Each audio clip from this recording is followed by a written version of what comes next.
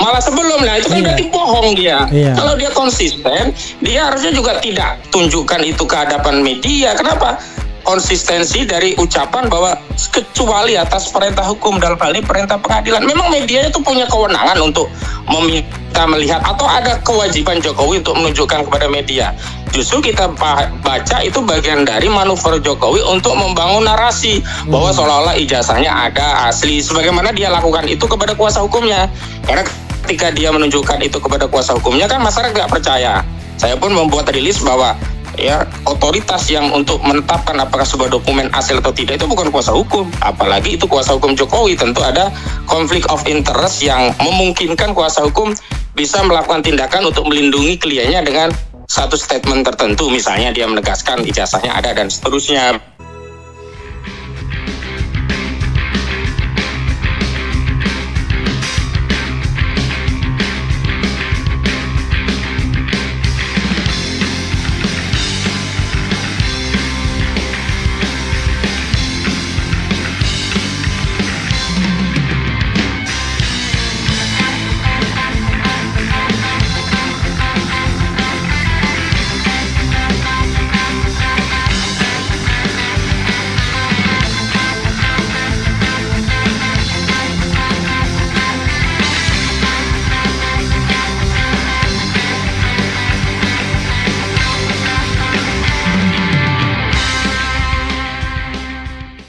Assalamualaikum warahmatullahi wabarakatuh, bro. Waalaikumsalam warahmatullahi wabarakatuh. Sehat, Bang? Sehat. Anda sehat ya? Alhamdulillah sehat. Pemirsa RH Channel sehat semua ya. Waduh, ganteng sekali foto Anda di sini nih. Kalau sampai sempat lihat ya. Jadi bro, ya. Ini menarik kan? Ada beberapa aspek. Tadi saya sudah telepon Rismond. Kalau Rismond kan, dah siap katanya kapanpun dipanggil itu. Kalaupun di penjara nanti akan ada respon lainnya. Tapi kan tentu dalam penegakan hukum bukan itu yang kita inginkan kan. Tetapi bagaimana kemudian penegakan hukum ini dilakukan secara benar, ya kan? Oke. Betul. Ini sebelum ke sana saya bilang 4 orang. Katanya 4 orang sudah disiapkan ini. Tinggal tergantung Pak Jokowi aja mau melaporkannya atau tidak. Menurut Anda 4 orang itu siapa? Sebelum masuk ke 4 orang ya, saya ingin memberikan beberapa penegasan, Bang. Ya. Kepada Abang juga kepada pemirsa RH Channel dan seluruh masyarakat di Indonesia. Yang pertama, jawab dulu. 4 orang itu siapa menurut Anda? Ya, nanti akan sampai ke sana begitu. Oke, silakan. Jadi yang pertama saya tegaskan itu cuma gertak sambal saja itu. Gak akan berani dia ngelaporin begitu loh. Analisisnya sederhana. Pertama dia menyatakan baru mempertimbangkan. Yang kedua dia kaitkan keputusan itu ada di Jokowi. Dan saya yakin nanti akan dijadikan sarana membangun citra seolah-olah Pak Jokowi memaafkan, tidak jadi mengambil upaya hukum dan seterusnya begitu. Jadi kalau memang mereka itu serius, yang mereka lakukan itu bukan kompres, lapor dulu baru kompres, bukan kompres dulu baru akan rencana lapor gitu loh. Itu yang indikasi yang pertama. Yang kedua, kalau kita bicara 4 orang, nah 4 orang itu siapa kita tidak bisa memastikan karena hari ini persoalan ijazah palsu itu sudah menjadi persoalan seluruh rakyat Indonesia. Kalau kita hitung ya, siapa saja hari ini yang bersuara keras. Kalau dulu kan hanya Bang Tri Mulyono dan Gus Nur bisa diindividualisasi kepada 2 orang itu. Hari ini bukan hanya Rismond, ada Dr. Tifa, ada Roy Suryo, ada Rizal Fadilah, ada Kurniati Ridwani, ada ini itu banyak kali begitu loh. Yang Anda sebutkan aja udah 5 ya, ada Hosinuddin. Ada Hosinuddin, ada Egy Sujana, ada macam-macam. Ada Rustan Effendi, macam sekali. Jadi ketika mereka mensimplifikasi kepada 4 orang saja, nah kita bisa paham itu bukan rencana penegakan hukum, tapi aspek politis yang mereka gunakan untuk meredam kritikan publik dalam kerangka bahwa diharapkan ketika ada 4 orang yang diproses, yang lainnya akan takut. Tapi mohon maaf, saya mau tegaskan hari ini nggak ada itu rakyat takut. Karena persoalan ini sekali lagi ya, lagi-lagi ini bukan persoalan personal dengan Jokowi, tidak persoalan privat terkait apakah dia sudah lulus atau tidak, atau bahasa yang saya kutip dulu pernah saya sampaikan, ini bukan kaitan dengan seorang Jokowi yang tukang somai, tukang bakso, tukang dadar gulung, bukan. Ini berkaitan dengan hak publik, hak rakyat yang pernah dipimpin oleh Jokowi sebagai presiden 2 periode, yang dalam kepemimpinannya itu ada implikasi terhadap tanggung jawab negara atas masa depan Indonesia, misalkan utang kita yang menumpuk, banyak persoalan bangsa dan negara. Dan kan itu rakyat punya hak sebagai warga negara untuk memastikan apakah dulu kita memilih atau memiliki presiden itu memang benar-benar sudah memenuhi syarat sebagaimana diatur di pasal 169 Undang-Undang Nomor 7 tahun 2017. Selanjutnya saya juga agak kecewa dengan pernyataan Irma Caniago ya dari Nasdem. Dia katakan begini, kalaulah, bahasa dia ya saya kutip, kalaulah benar ijazah Jokowi itu palsu, katakanlah demikian. Lalu mau ngapa begitu? Jadi justru yang menganggap persoalan ijazah palsu, ini pernyataan di mana ini? Di Akbar Faisal Unsensor ya, ya di podcast Akbar Faisal Unsensor. Jadi justru dia membelokkan persoalan bahwa seolah-olah persoalan rakyat yang ingin ya tahu ijazah itu dan memastikan ijazah itu asli atau tidak itu dianggap persoalan politik. Kaitannya misalnya dengan status Jokowi sebagai presiden, sehingga apa? Toh 2 periode sudah dilalui, kalau untuk memakzulkan, mau memakzulkan apa? Saya tegaskan ini bukan persoalan itu, walaupun ketika Jokowi masih memimpin bisa berimplikasi ke sana. Ini persoalan hukum, persoalan ada dugaan kejahatan. Dan kalau ada pertanyaan, bagaimana kalau dugaan kejahatan itu terbukti? Ya penjarakan Jokowi loh. Kita itu jelas loh, ada pasal 263 KUHP, 266 KUHP. Di KUHP yang baru itu juga diadopsi masalah pidana pemalsuan dokumen, jadi tidak dihilangkan. Di Republik ini, di Indonesia ini Bang, sampai hari ini dengan asas legisme ya, asas bahwa undang-undang itu yang diatur adalah bagian dari upaya untuk menentukan apakah suatu tindakan itu masuk norma kejahatan atau tidak, atau kita kenal dengan asas legalitas. Pemalsuan dokumen itu masih merupakan kejahatan. Jadi pertanyaan simpel kalau ada yang bertanya, lah kalau terbukti mau ngapain? Ya mau penjarain Jokowi. Karena ada beberapa juga pertimbangan kenapa harus dipenjarakan. Pertama, harus ditegakkan hukum bahwa norma kejahatan yang diatur di undang-undang itu bukan sekedar ada di atas kertas, tapi untuk dipatuhi, ditaati oleh seluruh warga negara, tak terkecuali Jokowi. Yang kedua, setiap tindakan kejahatan itu harus mendapatkan sanksi dan hukuman agar ada apa? Ada 2 efek. Pertama, efek ya balasan bagi orang yang melakukan pidana agar dia jera, tidak melakukan di kemudian hari, kan salah satunya kan efek jera. Yang kedua juga pencegah masyarakat agar tidak melakukan kejahatan serupa. Kalau orang memalsukan dokumen apalagi sekelas presiden dibiarkan, ya hancur Republik ini. Jadi tidak penting lagi sekolah, tidak penting lagi produksi dokumen yang otentik. Artinya apa? Artinya itu sama saja meruntuhkan masa depan bangsa Indonesia. Jadi ini kompleks Bang, dan tadi saya memang mendengar ada kompres dari kuasa hukum Jokowi mau melaporkan. Saya tantang, laporin aja, gak usah ngomong-ngomong doang ya kan. Karena apa? Karena kalau hukum ini tegak, seharusnya yang diproses bukan laporan Jokowi, tapi laporan orang-orang yang sudah masuk ke Barreskrim, misalnya Rizal Fadilah dan kawan-kawan. Ini laporannya sudah masuk Bang. Dan yang terlapornya spesifik hanya Jokowi, karena yang dituduh memalsukan ijazah itu Jokowi. Kalau yang dibalik ya, yang dituduh fitnah, pencemaran, kabar bohong itu dibalik, maka tidak cukup 4 orang. Seluruh rakyat yang hari ini mempersoalkan Jokowi harus dilaporin gitu. Kalau hanya dipilih 4, berarti ada tebang pilih, pilih tebang. Nah kalau tebang pilih, pilih tebang berarti politis, bukan penegakan hukum. Dari aspek pidana harusnya kalau mau ya, fokusnya adalah untuk membuktikan kepada publik apakah benar ijazah Jokowi itu asli atau abal-abal. Tindak lanjuti saja oleh Barreskrim laporan Rizal Fadilah. Toh ya walaupun misalnya ya yang terlapor itu Jokowi, toh Jokowi juga punya hak untuk membela diri dalam laporan tadi dengan memberikan dokumen kepada Barreskrim dan bersedia untuk dilakukan tes laboratorium forensik terhadap dokumen ijazahnya kalau memang asli. Nah, dugaan kita kan malah menguatkan bahwa ijazah tadi memang abal-abal. Contohnya terjadi kebohongan-kebohongan lanjutan belum sampai kepada proses memproses orang yang dituduh bohong. Jokowi sendiri sudah bohong. Contoh, dia katakan tidak mau menunjukkan ijazahnya kecuali atas perintah pengadilan. Kuasa hukumnya juga mengatakan demikian. Ketika kawan-kawan pergi ke Solo meminta untuk ditujukan ijazahnya, dia masih tetap menyatakan kami tidak akan menunjukkan kecuali atas perintah pengadilan. Bahasa Jokowi begini, tidak ada wewenang ya mereka untuk meminta saya untuk menunjukkan jasanya, dan tidak ada kewajiban bagi saya untuk menunjukkan. Dan dia selalu mengulang kaidah siapa yang mendalilkan dia yang harus membuktikan. Tapi begitu kawan-kawan yang datang ke Solo berlalu, dia tiba-tiba mengundang 11 awak media bukan melihat. Bukan sebelum katanya malah Sebelum, nah itu kan berarti bohong dia. Iya. Kalau dia konsisten, dia harusnya juga tidak tunjukkan itu ke hadapan media. Kenapa?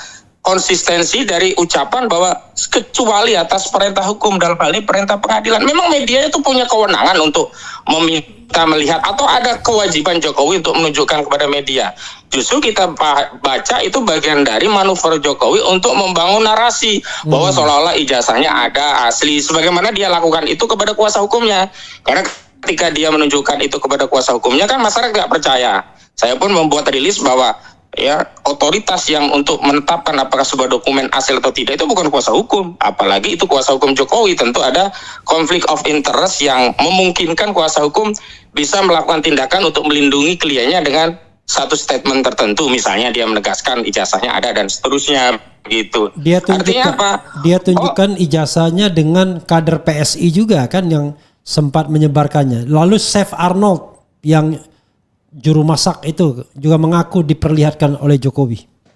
Bagaimana? Nah iya, apa kepentingannya kalau secara hukum ditunjukkan? Justru kewajiban dia itu menunjukkan di muka persidangan, dan kasus yang berkaitan dengan ijazah palsu sampai persidangan dan sudah diperintahkan hakim agar ijazah asli Jokowi dihadirkan di persidangan, itu sudah ada di kasusnya Bambang Tri dan Gus Dur, tetapi toh tidak ditunjukkan. Artinya bohong saja ini Jokowi. Ketika ada perintah pengadilan dari Solo, benar-benar diperintahkan ijazahnya nggak ditunjukkan. Ketika ya diminta oleh rakyat dia mau tunjukkan katanya atas perintah pengadilan.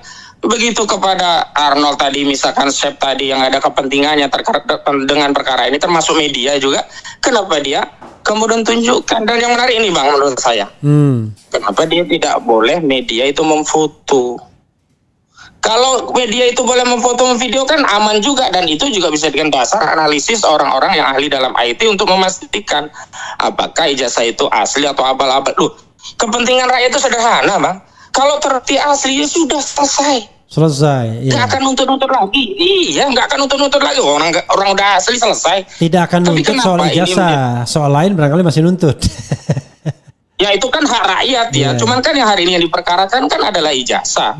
Dan mohon maaf, yang dipersoalkan itu bukan soal apakah Jokowi pernah sekolah atau tidak, apakah Jokowi punya ijazah atau tidak, tapi persoalan ijazahnya palsu. Sehingga ketika dia menunjukkan itu kepada wartawan, itu juga tidak bisa menjawab apakah ijazah itu asli atau tidak. Kenapa? Karena wartawan juga tidak bisa memberikan statement atau deskripsi secara hukum bahwa ijazah itu asli. Tidak, dia hanya melihat ada ijazah. Menariknya, dari wawancara itu wartawan kemudian mendapatkan informasi bahwa ijazah itu memang seperti yang beredar, ada kacamatanya lah. Kalau yang lainnya kita tidak tahu. Yang jelas ada kacamatanya. Kemudian Jokowi menjelaskan, dulu dia berkacamata, terus kacamatanya pecah, ya kemudian nggak pakai kacamata lagi. Nah, kalau kita duga bahwa ijazah itu berkacamata dan sama dengan yang diedarkan oleh kader PSI di akun X begitu. Nah, analisisnya justru meyakinkan publik bahwa itu palsu, karena terhadap ijazah itu sudah muncul analisis yang macam-macam, baik dari Roy Suryo, dari Rismon Hasyolan Sianipar, dan terakhir saya mendapatkan info, jadi PDF yang diunggah di sistemnya UGM terkait ijazah Jokowi ternyata dia convert dari Word, bukan dari scan berkas atau dokumen skripsi lama, dan itu diduga diupload di tahun 2018. Kan ini menambah orang jadi tambah ragu sama Jokowi ini gitu loh. Karena ternyata secara IT itu Bang, kalau kita mengkonvert PDF Word ke PDF dengan kita convert yang sifatnya tadinya scan ke PDF itu beda, ketahuan asalnya dari mana. Nah, menurut ahli, yang lainnya juga dipersilakan itu untuk ngecek. Itu convertnya dari Word. Nah, kalau convertnya di Word kan menjadi benar apa yang dianalisis Rismon, bahwa skripsi itu dibuat dengan teknologi Microsoft Word dengan fontnya Times New Roman. Dan kalau Times New Roman Microsoft ya itu jelas abal-abal, karena di tahun 85 belum ada teknologi itu. Satu lagi yang ingin saya tegaskan Bang, sebenarnya Jokowi itu tidak punya apa legal standing untuk memperkarakan, karena hari ini dia justru sedang diperkarakan baik secara pidana maupun perdata. Secara pidana dia sudah dilaporkan di Barreskrim. Nah kalau Barreskrim nggak jalan, nah ini pertanyaan kita kepada Barreskrim, kenapa tidak jalan?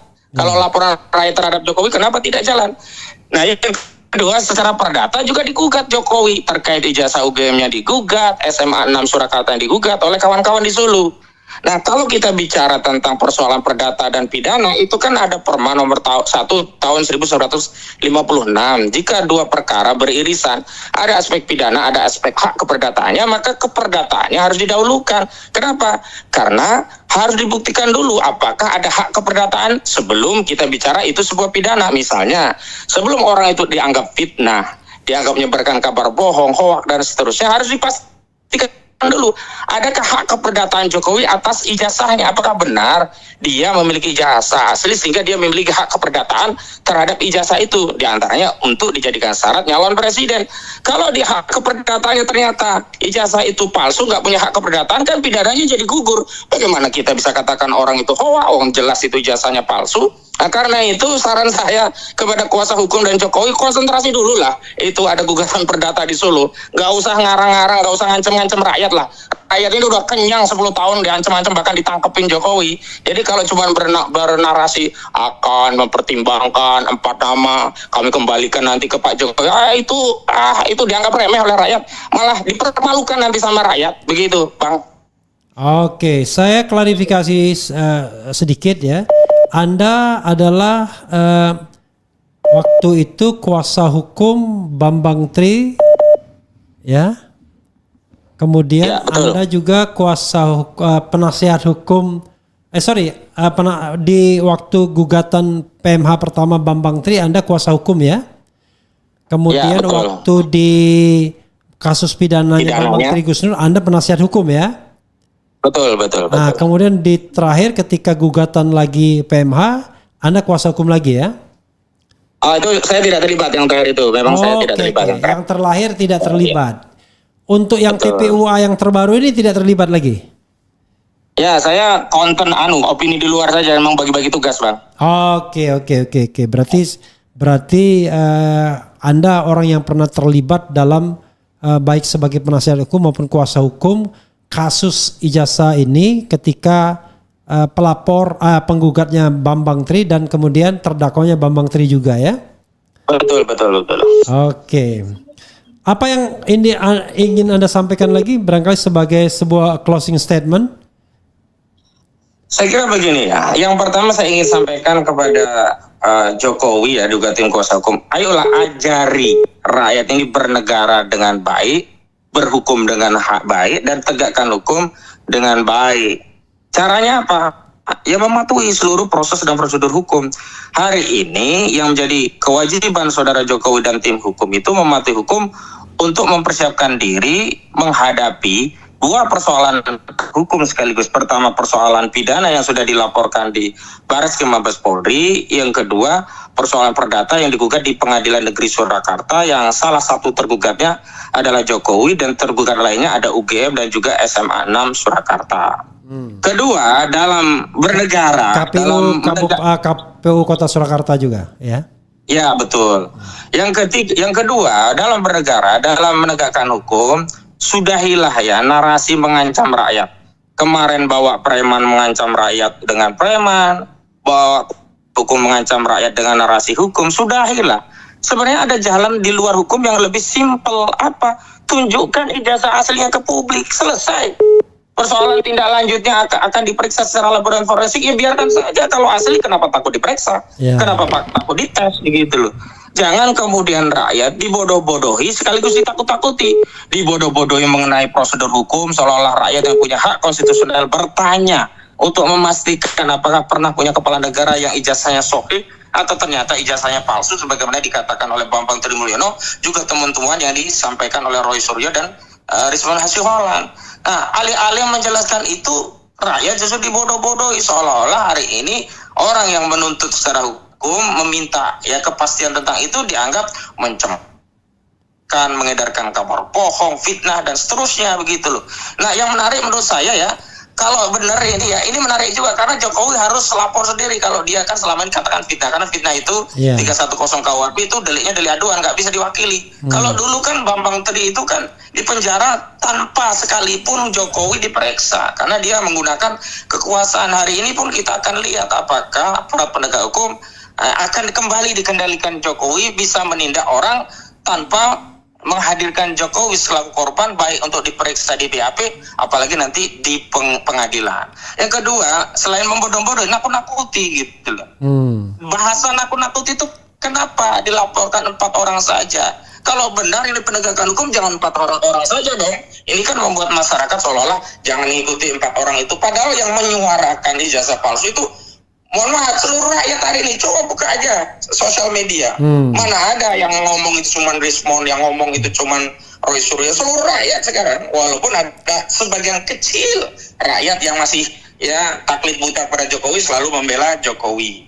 Nah selanjutnya, kalau kita bicara tentang penegakan hukum, justru saya menyeru kepada aparat penegak hukum, jangan kemudian nanti bertindak tidak adil, tidak equality before the law, atau tebang pilih. Misalnya kalau nanti tiba-tiba Jokowi buat laporan polisi diterima tindak lanjuti, sementara laporan Rizal Fadila dan kawan-kawan sampai hari ini tidak ditindaklanjuti. Padahal kan dengan kasus yang ada di Solo itu kan ada temuan baru bahwa Jokowi katanya punya ijazah, wartawan katanya ditunjukkan. Panggil saja wartawan itu sebagai saksi, benar sudah ditunjukkan. Panggil saja Jokowi, benar punya ijazah, bawa ijazahnya, dokumen yang berkaitan. Setelah itu diperiksa laboratorium forensik. Ketika dibuktikan bahwa ijazah itu asli, berarti laporan Rizal Fadila tidak terbukti, gugur, udah selesai, dan itu bisa dijadikan sarana untuk menjelaskan publik bahwa laporan ini ya tidak terbukti begitu. Dan yang kedua, ya hadapi proses di pengadilan, dan di pengadilan nanti nggak bisa Jokowi tidak lagi menghadirkan ijazahnya, harus dihadirkan. Dan dalam pengadilan tadi nanti akan dibuktikan apakah benar dokumen itu otentik. Otentiknya bukan hanya diperiksa, oh ini sesuai dengan asli seperti peradilan perdata, karena ini meskipun dimensinya perdata, tetapi secara material ini butuh pembuktian material. Artinya apa? Kalau Jokowi menunjukkan aslinya tidak kemudian diakui sebagai asli, harus diperiksa secara cermat, baik secara laboratorium forensik maupun ahli-ahli di dalam proses persidangan bahwa benar ijazah itu ya identik dan dokumennya asli. Kalau ternyata temuannya seperti yang disampaikan oleh Roy Suryo, Rismon Nasiholan, ijazah yang dibawa itu adalah ijazah yang selama ini sudah beredar di sosial media, ya nggak bisa disalahkan publik kalau meyakini ijazah itu palsu gitu loh. Tinggal memastikan ijazah itu palsu lalu proses persidangan. Nah yang terakhir saya menghimbau kepada masyarakat, nggak usah takut lah bersuara. Udah kenyang kita ditakut-takutin, udah kenyang kita dibodoh-bodohin. Saat ini saatnya kita menggunakan hak konstitusional kita untuk menyampaikan pendapat sebagaimana dimaksud dalam pasal 28 Undang-Undang Dasar 1945. Dan setiap orang berpendapat itu dijamin, terlepas pada akhirnya pendapatnya keliru, tetap saja itu pendapat, bukan kemudian dianggap hoak, pencemaran dan seterusnya. Itu berpendapat. Kita punya pendapat ijazah Jokowi palsu. Dasarnya apa? Analisa-analisa yang beredar, termasuk dari Rismon, dari kemudian Roy Suryo, termasuk analisa lepas kita sendiri yang melihat kok ijazah ini seperti ini, kok wajah Jokowi nggak mirip dengan yang ada di ijazah itu, kok wajah yang di ijazah lebih mirip Dumatno, kok dan seterusnya. Itu wajar kemudian kita berpendapat bahwa ijazah Jokowi palsu. Begitu Bang Refli. Oke bro, terima kasih ya. Mudah-mudahan Anda maju juga di garda terdepan kalau kemudian teman-teman kita kemudian tiba-tiba dipersoalkan secara pidana. Siap. Oke. Terima kasih ya. Ya, saudara sekalian, itu dengan Hauzinuddin ya, memang lancar ngomong. Luar biasa orang satu ini ya. Dan sekedar klarifikasi, dia adalah kuasa hukum gugatan perbuatan melawan hukum pertama kali ketika Bambang Tri menggugat ke Pengadilan Negeri Jakarta Pusat. Tetapi gugatan itu lantas ditarik gara-gara Bambang Tri dipidanakan, bahkan ditahan ya. Dan tanpa ada ditunjukkan ijazah asli, Bambang Tri kemudian dikatakan setelah menyebarkan berita bohong dan dikoreksi, yaitu melakukan perbuatan ujaran kebencian yang berbasis sara. Saudara sekalian, kita akan akan terus gali ya kebenaran. Siapapun yang mau menyampaikan fakta dan data dari kedua belah pihak silakan saja, ya siapapun, ya whoever, karena yang kita cari adalah kebenaran bukan pembenaran. Nah dalam pencarian kebenaran ini kita tidak melihat kalau misalnya Jokowi yang benar misalnya, ya sudah kita benarkan. Tapi kalau Jokowi salah, keliru, ya kita tidak bisa mengatakan dia benar.